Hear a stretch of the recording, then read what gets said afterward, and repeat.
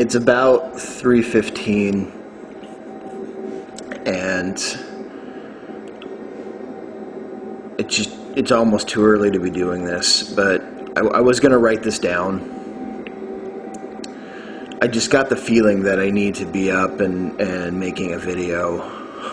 I don't know why, but it's comforting. The dream that I had, it still kind of shakes me. So I kind of like the feeling of connecting right now with anyone out there who's watching this video, or who may be at some point when it's posted. I'm feeling pretty alone right now, which it's okay, but it was a long day, and I get home and just strip off clothes and just lay down in bed, and it's not hard for me to find a reason to really relax. I've been playing a lot with working with astral tunnels and sigils, gates. So I had a number of sigils, and a sigil is a geometric pattern that embraces the vibrational frequency of a particular entity, and so when you are focusing on that entity, you can use the sigil to contact it no matter where it is in the multiverse, and it opens up direct lines of communication. That doesn't necessarily mean you're going to be able to talk with it directly, but it's like picking up the phone at least and giving it a ring. Oftentimes things answer back. So usually before I go to sleep, I will light a candle and let my eyes gaze softly on the flame for about 5 to 6 minutes, and I'll put out the candle and then close my eyes, and I can still see the flame or the light of it as usually a white or red dot as I close my eyes. I use this energy, which is, it'll show you where your third eye is. I use this energy to create the sigil in my mind's eye, which creates the astral sigil, and I allow myself to be sucked into the vortex of that. Magic really works on a subatomic level, and I allowed myself to be pulled through this tunnel. For most people, they see a lot of either black tunnel or swirling lights or colors. My tunnels seem to really take on the characteristics of the entities that I'm visiting or going to go visit, and I don't necessarily always see them or be able to talk to them, but through these tunnels I'll generally get pictures, flashes of words, either things that I can see, or it could be things that I hear, music, conversations, pictures, snippets of things that this entity has been a part of in the past, and I get a really good idea of who they are. Sometimes I end up in places that I don't understand, and other times I end up face to face with the entity. Either way, I fell asleep doing this after having some pretty interesting experiences with the Jupiterian entities that I was trying to contact, and a few that are not really clear in where their origins lie.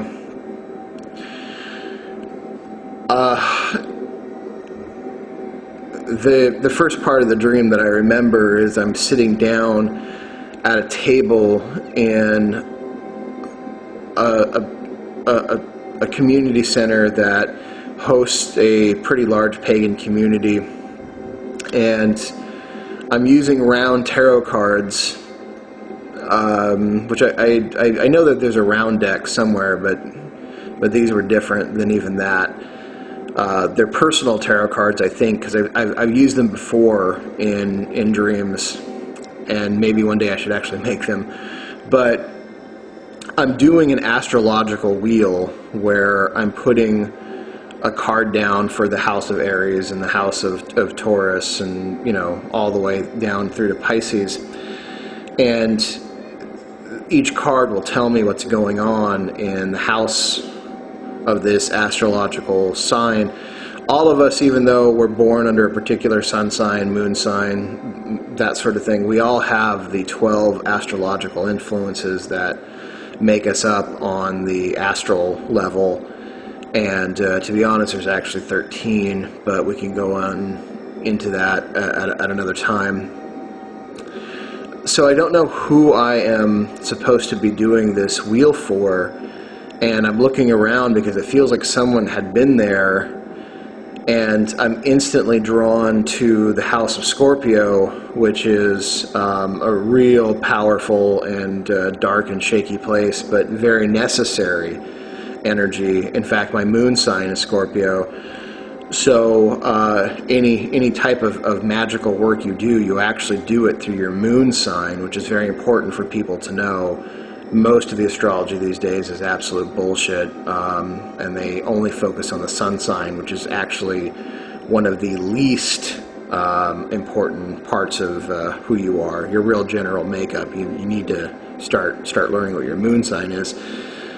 So I see my moon sign.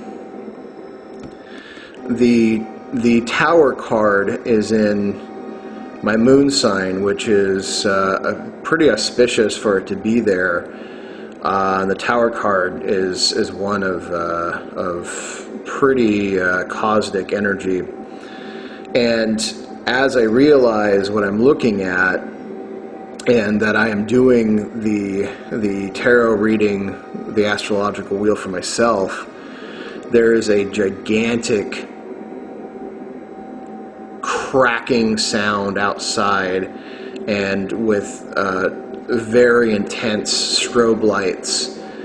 And so I immediately go to the window, and it looks like something has fallen from the sky, and I can't really quite get a look at it. And so I'm running outside, and as I get outside, I'm suddenly miles and miles away in a field that feels vaguely familiar, but I can't place why.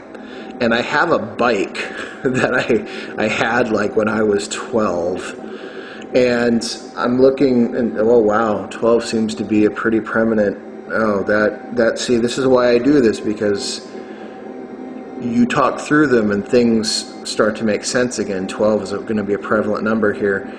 12 astrological, age 12, okay, that might be somewhere I need to look.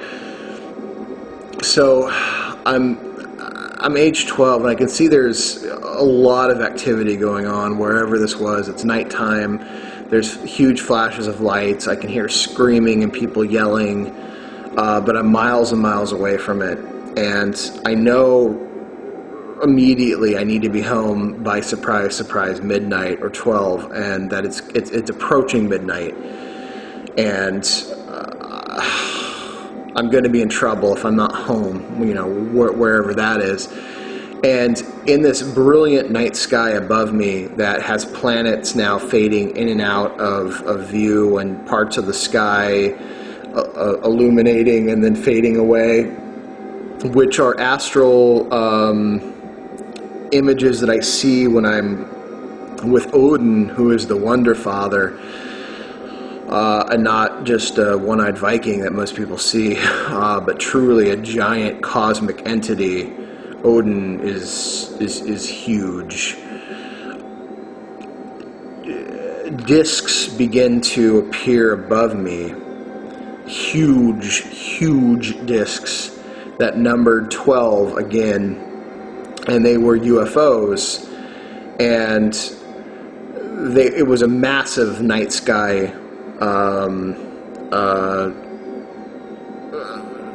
visitation. They were so big and so hyper real, and I just was in awe. And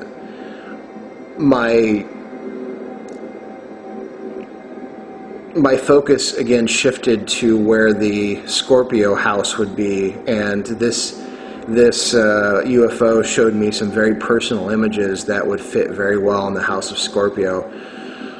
And I screamed out to them as I realized that I was dreaming, you know, what time is it for humanity? Where are we right now? And there was a voice behind me that said, and he used my true magical name and not just Bearheart. So I knew this entity was directing this at me.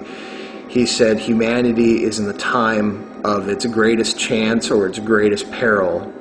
And the UFOs flashed in a way that let me know that it was 11 o'clock for the hour. The hour was 11 for humanity. And we either now wake up and reclaim who we are and throw off the shackles of slavery, of spiritual slavery, economic slavery, political slavery, physical slavery, and we embrace who we are as a people and who we are as individuals, and we protect our cultural rights, and we celebrate our diversity, and we celebrate what makes us different and celebrate that as what makes us special and what makes everyone special around us, and we forego these false complexes that are illusions, that we need wars, that we need perpetual debt, and all the illusions of the Illuminati, or we're doomed. I got this, and they told me things that I'm not going to repeat probably to anyone ever, but we really need to move into a new space. We really need to reclaim our astral world, because I really think this is a 2012 message. We're moving into 2011, which is what they were showing me in this giant UFO cosmic clock above me. And so we're counting down. We're very much counting down. There's some other things that happened in there that I don't feel comfortable putting out on a video. There were some entities that came in that just really disturbed me in their discussion about what would happen to humanity and what they're looking forward to being able to do. Much of the reptilian Illuminati agenda is being held back by entities, interdimensional beings that do either they're in direct opposition to the reptilians themselves, or they are morally opposed to what's going on, and just in general feel as though humanity requires some assistance, but I don't really know how much they can assist. It's really up to us. This is a make it or break it in humanity's time, and I really feel that unlocking the astral world is going to be a powerful tool for us. And I just feel like I really needed to get that out there, and maybe this will affect someone in a positive way.